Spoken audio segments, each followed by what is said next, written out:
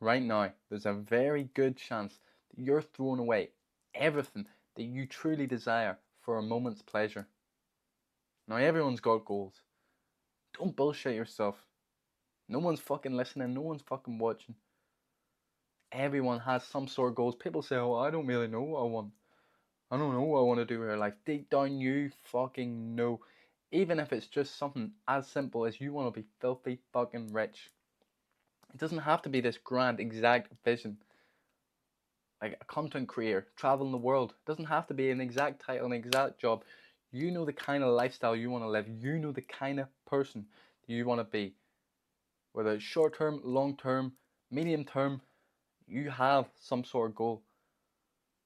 And you're wasting it all, throwing it all away because you are not sober. You see, we have this plague throughout our society that convinces people it's okay to do drugs, even if it's just cigarettes and tobacco and alcohol. You see, these things are drugs. Of course, there's people out there doing harder drugs, like me. I used to do harder drugs all the fucking time. But a drug is a fucking drug. Of course, there's medical uses for it. But you're not doing it for fucking medical reasons. You're taking that fucking vape because you're trying to escape, trying to run, trying to get a little tiny bit of pleasure. But you see, when you're doing this, you're throwing away all these fucking goals. You're distracted. You've got this veil, this cloud over your eyes, which means you don't know where you're going. This is why you feel lost. This is why you say, I don't know what I want, because your heart knows what it wants, but your mind is clouded. You cannot see properly. You don't know what fucking direction you're going. You're just walking in some random direction while you're taking that fucking vape, while you're smoking that joint, sipping that drink. This is what has happened to fucking billions of people across the world. Do you not think there's a reason why 98, maybe 99% of people never achieve their goals? They just stay in their hometown working some shitty job. Fair enough, people in fucking Africa don't really have much of a choice. Back in the past, hundreds and hundreds of years ago, you didn't really have much of a choice. You were born poor, you stayed poor. But if you live in the West, every single one of your dreams is possible. It's possible. You want to be the next richest man in the world, you can. It'll be extremely, extremely difficult, but you can do it. Anything that you want nowadays, you can do it. But people aren't doing it because they're running to these drugs. Whether it's every day, whether it's just on the weekend, whether it's just a fucking simple cigarette, we're choosing to run from that discomfort that is being created because we're not living our true lives the way we're supposed to truly live. But you see, what people don't realize, people will see and they'll think that this energy, this discomfort, this punishment, it's God punishing them for not living their true life. It's the universe punishing them for not living right. And in a way, that's true. If you're living horribly, like you're doing drugs, you're fucking jerking off all the time, you're eating like shit, it's true. In a way, it is a punishment. But the truth is, it is a guide, it is a gift. You're not being called out, you're being called up to your new life, your next life. And that is why you must be present and fucking sober. So you can listen to that call and know where it's taking you. Know that it's trying to tell you to go this certain fucking way. If you've ever watched The Matrix, you'll know what the woman in the red dress is, right? If you haven't watched it, I'll explain it real quick. So they're in this simulation, and Neo, the main character, is getting this talk about how the Matrix works. And all these people are walking by, they're all fake, they're just part of the computer. And then Neo catches a glimpse of this sexy woman in this red dress. She stands out from the rest because they're all wearing black.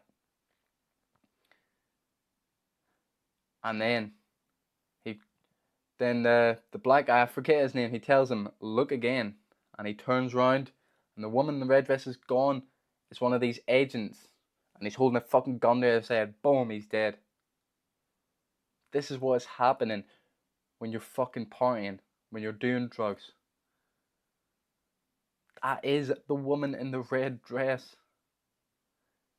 It looks pretty, it looks fun, especially when you're young. It looks great, it looks exciting.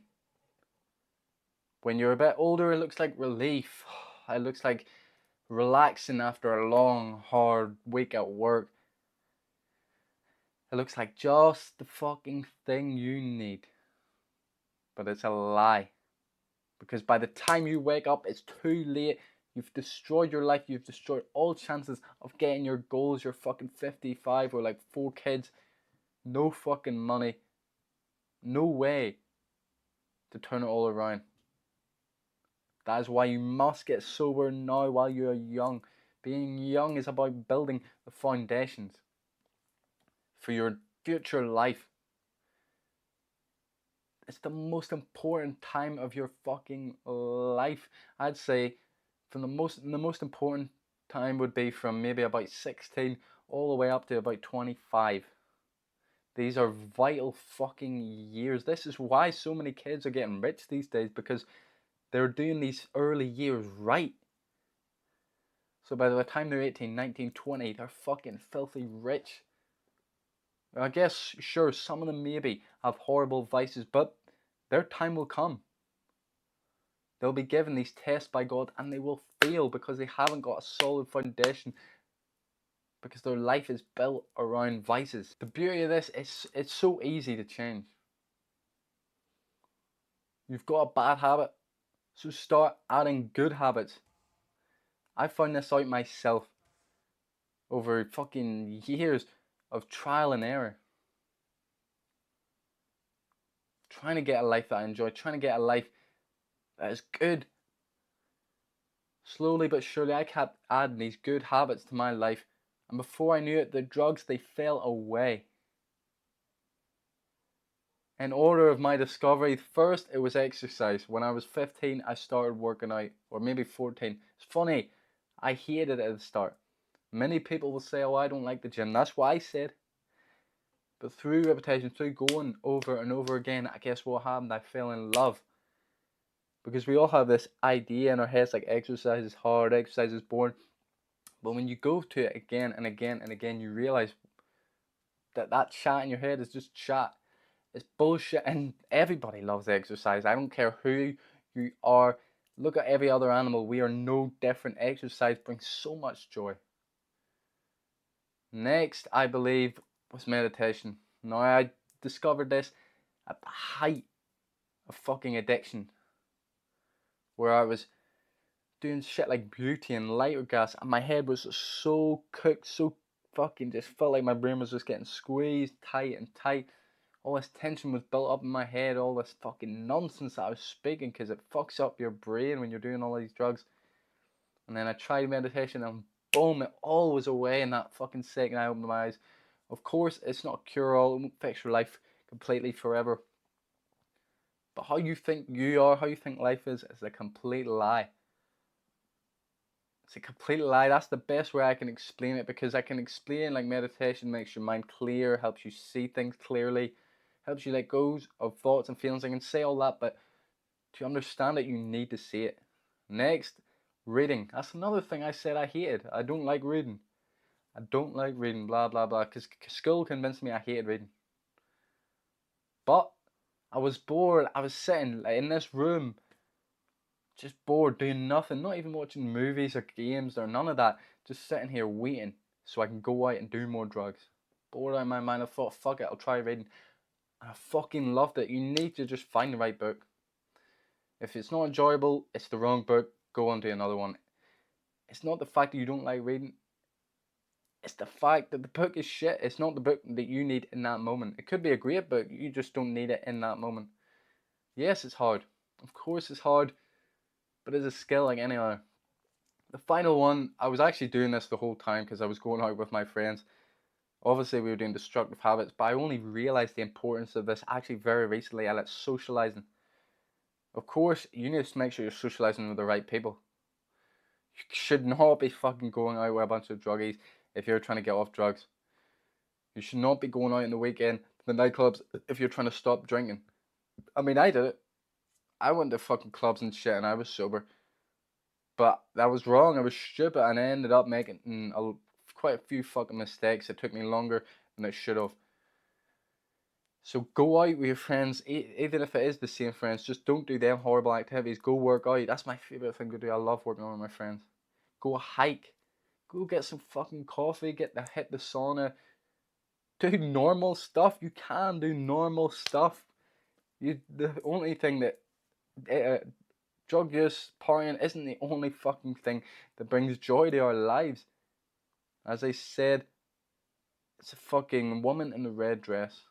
A fugazi, a fucking fairy tale, a lie that we tell ourselves.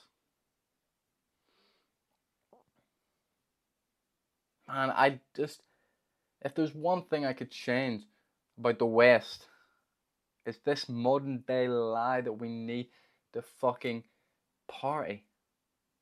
And of course, the partying leads to fucking proper addiction, daily use. This is why I created this channel. This is why I'm creating a course. Right now, I'm doing a pre-sale. So it's so fucking cheap. If you join now, once I fully release the course, I'm going to double it. So if you join now, you lock in that price. I've got all my fucking wisdom that I learned from countless relapses, countless mistakes. And I'm going to put it into this fucking course because I'm done letting young people throw away their gold for a fucking drink. I mean, it's clear. Just look around you. At your parents' friends, they're all smoking cigarettes, drinking. Maybe some of them are doing fucking hard drugs. Hopefully not. And none of them have their goals. None of them achieved the shit that they wanted to because they were all distracted. They all chose the instant gratification over the long term, over the things their heart, their soul really fucking wanted. So now I'm going to help as many people I can not only get off drugs and get sober, but create a life that they love, create a life that they enjoy, create a life that is true to fucking nature, because this is how you stay off drugs. Because what good is it if you just brute force it, like many fucking rehabs and therapists all do? They don't understand the root cause. They treat it like it's some sort of disease. Alcoholism, drug addiction is not a fucking disease. You cannot treat it with medication. You probably can't treat it with fucking therapy either. This is not something you catch. It's not fucking common cold. This is something that you have built through your destructive habits, mental habits and physical habits. So the only way is to turn it all around. Why would you not do this? This is everything you're looking for and more. Your dream life. And all you have to do is fucking drop the bullshit. Now, I won't lie to you.